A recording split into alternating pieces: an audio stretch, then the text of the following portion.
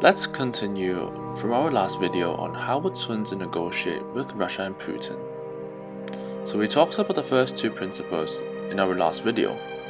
In this video we're going to talk about Sun Tzu's third and fourth principle of war, which indicates whether Sun Tzu, if he's still alive today, whether he would actually invade Putin and Russia at this moment in time.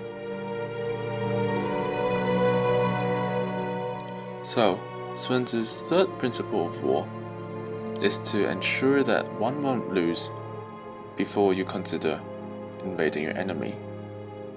Well, Sun Tzu has always maintained that before discussing about the possibility of winning, we must first analyze our chances of loss prevention.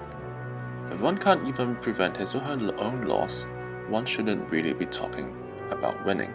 But of course, we can't oversimplify the result of a war as a dichotomous choice of win or lose, but we must assess how much potential rewards and losses will stem from an all-out war. The biggest threat now is again, if Russia will deploy nuclear weapons. As mentioned in my analysis above and in the previous video, Putin does not seem one who won't follow through on a threat, so unfortunately I would have to classify the chances of Putin deploying nuclear weapons as a result of NATO's military intervention as medium to likely. But however, this poses another question. Where should the line be drawn? If Putin keeps making nuclear threats and the world keeps retreating, wouldn't Putin be able to conquer the whole world? The psychology of negotiations is fascinating.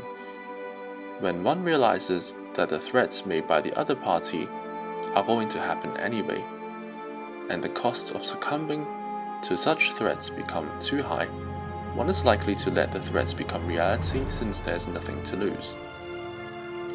The determining factor here for NATO is what the costs are of succumbing to Putin's threat.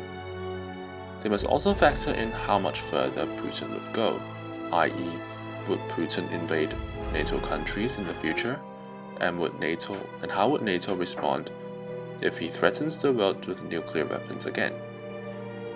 This is not to mention how China would respond if it sees weakness in NATO's response.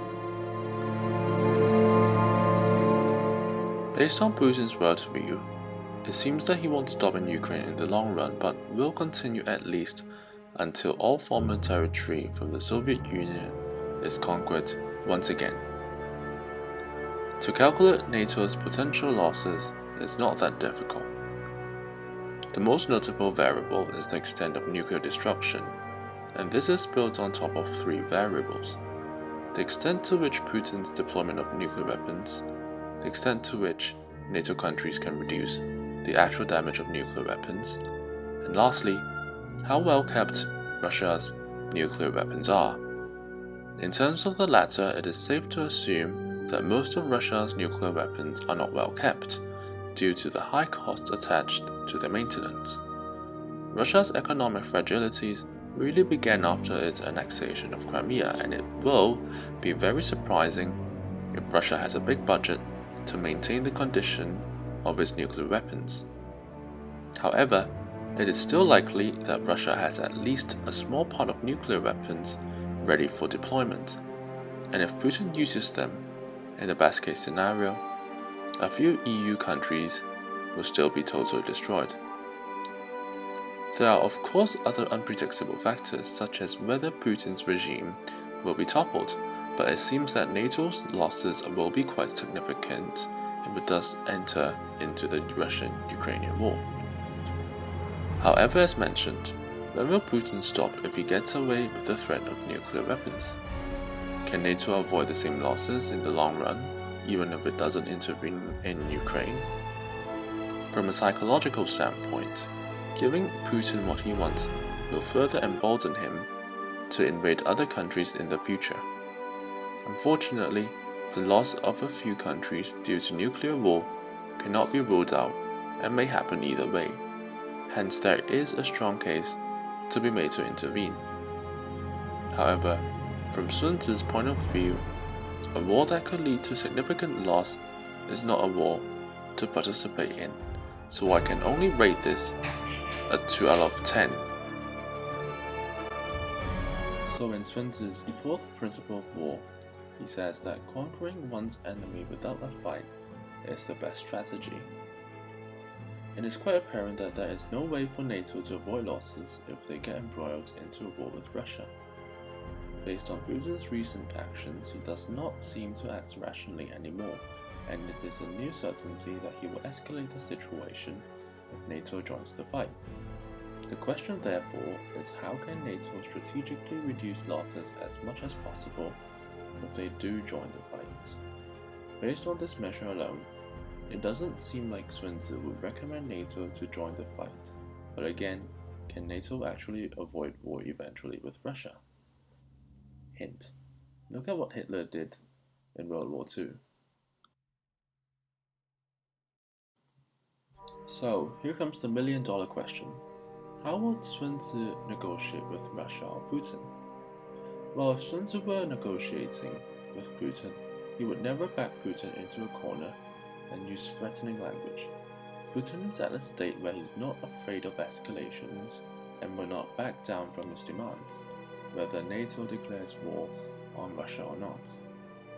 I believe Sun Tzu would instead sit down with Putin peacefully and focus on the topic of a potential nuclear war. Given the above four principles, Sun Tzu would only be 50-50 about starting a war with Russia at this moment in time. But he would also know that Russia doesn't have any sort of leverage over NATO, except the possibility of a nuclear war. Sun Tzu would peacefully lay out the possibility of NATO's nuclear weapon capabilities and indirectly tell Putin how they can neutralize Russia's nuclear attacks before Russia even starts an all-out nuclear war. Given that we know what Putin wants, and his dream of re-establishing the Soviet Union, Sun Tzu would show Putin a way forward on how Russia can still become center of the world stage without focusing on the topic of Ukraine and NATO. Sun Tzu would also realistically remind Putin gently that the West can play chess too, and that he shouldn't underestimate the West's resolve. Putin, like many Russians, is somebody who has great interest in chess. Hence, Sun Tzu would try and establish a connection with Putin by discussing tactics, sometimes even providing ideas to Putin on how he can tactically navigate out of this situation, despite not getting all of his demands met. In summary, Sun Tzu would still try and talk sense into Putin first, but neither in a threatening way nor offering any concessions. He would build a connection with him first, through the topic of tactics, whilst trying to assess the possibility of getting Putin to stop. Since Sun Tzu would know that the possibility of avoiding an all-out war from Russia is slim anyways, he would make good use of his time to get public opinion on his side to prepare for an eventual war. All in all, Sun Tzu's fourth principle is extremely hard to achieve for NATO, so Sun Tzu will focus most of his time to improve geopolitical conditions related to the first three principles, and in particular, how NATO can reduce its losses during an all-out war. Sun Tzu will definitely be trying to assess NATO and Russia's true capabilities so as to minimize casualties, whilst maintaining casual conversations with Putin on how a nuclear war would play out. This is so that Sun Tzu can get to better understand the enemy, with an ultimate goal to reduce losses for NATO, whilst whipping up public support for the war.